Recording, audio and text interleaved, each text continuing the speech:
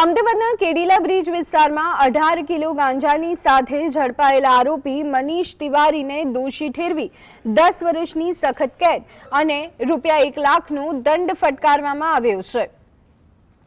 DCB પોલીસે ગુનો નોંધ્યો હતો। અગાઉ આરોપી હત્યાના કેસમાં આજીવન કેદ ભોગવી રહ્યો છે અને સરકારી વકીલ દિલીપસિંહ ઠાકોરની દલીલો કોર્ટે ગ્રાહ્ય રાખી સજા ઘોષિત કરી હતી।